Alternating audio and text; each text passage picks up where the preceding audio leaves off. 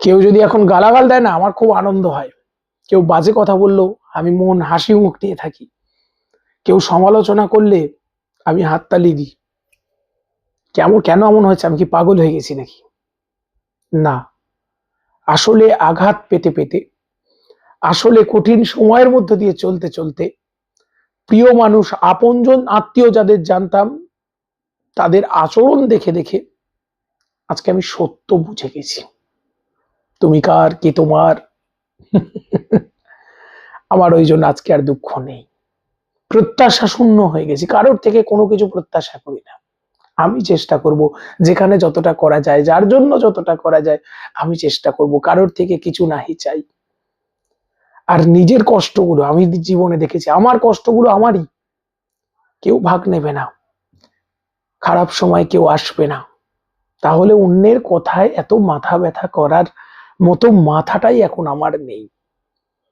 নিজের মতো ক্ষমা দয়া বেড়ে গেছে যেন। ওরা ওদের মতো ওদের জগতে থাকুক, রামকৃষ্ণদেবের কথা লোক না পোক, পোকার মতো কিলবিল করুক, আমি সামনের দিকে এগোতে থাকি, গায়ে লাগে না। আর বাকি রইল কর্মফল। হয়তো প্রারব্ধ কোনো কর্মফলে আমাকে কষ্ট পেতে হয়েছে, তারাও যা করছে সেই কর্মফল তাদের পিছু ছাড়বে না।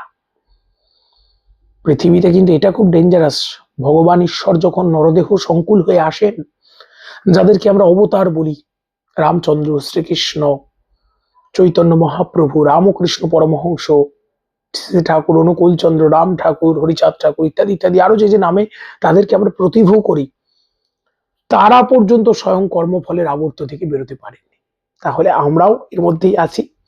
আর যারা এগুলো করেন, অন্যকে মানসিক চাপ দিয়ে খুশি থাকেন, মনে রাখবেন লঙ্কা খেলে কিন্তু জীব চলবেই দুদিন আগে আর পরে। সাবধান বন্ধু, সাবধান। পরবর্তী পর্বে দেখা হচ্ছে। মন খারাপ কেউ করবেন না, সময় শেষ কথা বলে।